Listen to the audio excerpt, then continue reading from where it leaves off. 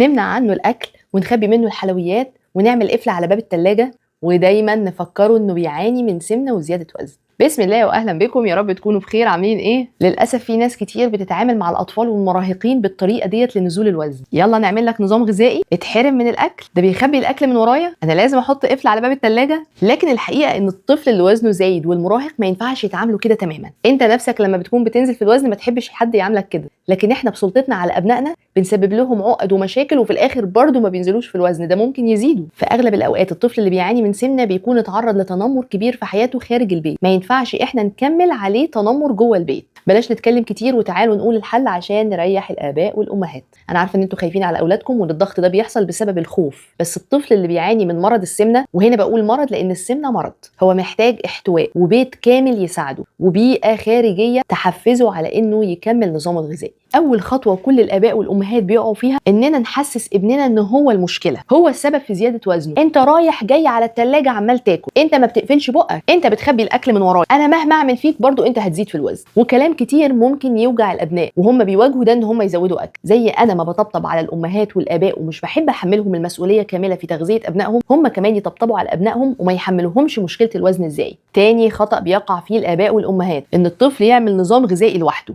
ده عقاب مش نظام غذائي. البيت كله لازم ياكل مع الطفل من نفس النظام الغذائي، وان اختلفت الكميات على حسب احتياج كل انسان. ما يكونش فيه مجال ان هو يبص للصنف الزياده في ايد اخوه ولا الصنف الزياده اللي في ايد ابوه. يعني مثلا عايزه ابني يزود شرب الميه، الاسره كلها بتزود شرب الميه، الاب قدامه زجاجه الماء وهو قاعد بيشوف الاخبار بيشوف ماتش الكوره، فهو بيشرب وبيقول لاولاده الله على الميه، الميه جميله فوائدها جميله. ما ينفعش اقول له بطل مشروبات سكريه ومشروبات صودا والثلاجه يكون فيها المشروبات والعصاير ومستنيه ان ابني يبطلها من نفسه. المشروبات تتمنع من البيت كله. لو مثلا عايزينه يتحرك، يشوف الحركه جزء طبيعي من حياه الاسره اللي حواليه. الام لو بتتابع المسلسل المفضل بتاعها في التلفزيون فهي بتقوم تلعب الرياضه قدام المسلسل، الاب بيسوق عجل، الام بتنط الحبل. بنتكلم دائما على الرياضه والصحه واهميه الحركه في حياتنا. سهل قوي كده انك تصدر لابنك انه يقوم يلعب رياضه، وساعتها مش هيحس ان هو لوحده بيعمل حاجه غريبه او ملزم بحاجه غريبه في وسط الاسره. نقطه مهمه جدا لازم تحطوها في دماغكم، مش كل طفل بيعاني من السمنه فهو بياكل كتير. ممكن يكون بينام قليل، بيتحرك قليل، بيقعد قدام الشاشات كتير، عنده توتر كبير، بياكل قليل بس بياكل من وجبات سريعه، بياكل مثلا بطاطس وبانيه او شيبسي وكاراتيه، سعرات كبيره وغير مغذيه وفوائد قليله جدا. ولاقي الامهات والاباء بينكروا والله عيالنا ما بتاكل، اكلهم قليل جدا. لازم يا امهاتنا وابائنا نمنع السناكات بين الوجبات الا القليل المفيد،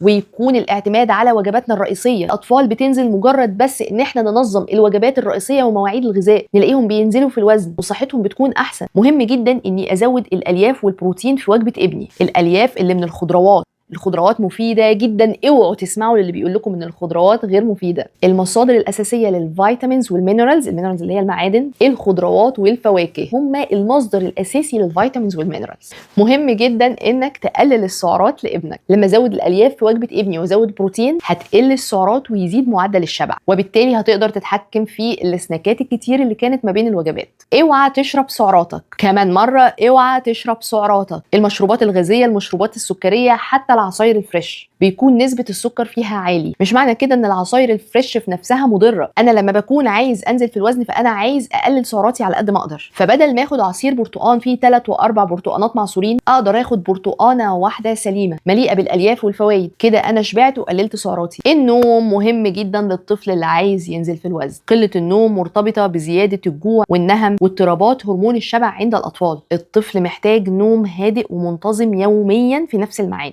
اوعى تقول لطفلك انت تخين ولا شكلك وحش ولا كرشك باين، الكلمات دي بتحرجه جدا وبتخليه دايما محرج من جسمه، وبدل ما يبطل اكل بتدفعه للنهم اكتر، ضغط نفسي واحساس بالذنب طول الوقت. اوعى تعرض طفلك لده. بدل ما اعايره واقول له انت تخين وبتاكل، ابدلها بجمل لطيفه جدا. احنا كلنا هنعيش وناكل صحي، عايزين جسمك وجسمنا يبقى قوي، عايزينك تبقى نشيط وتبقى فرحان، كلنا هنبدا معاك مش هتبدا لوحدك. ركزوا على الصحه والقوه مش الاحراج. احيان كتير ما بيهمناش نزول وزن الطفل على الميزان، في اكتر الاحيان بيكون هدفنا ثبات الوزن وننتظر ان الطفل يطول فيتحسن تناسب الجسم بشكل تدريجي وبشكل صحي وامن. خلاصه الكلام، الطفل محتاج بيت واعي، محتاج اهل يساعدوه بدون بدون قسوة وتنمر، يغيروا أسلوب الحياة معاه مش يسيبوه لوحده. السمنة مرض مزمن محتاج صبر وطولة بال. العلاج الحقيقي للسمنة لازم يكون طويل المدى، وخاصة مع أطفالنا. دمتم طيبين وبالصحة متهنيين وبالذكاء متغذيين، ونقول سلام.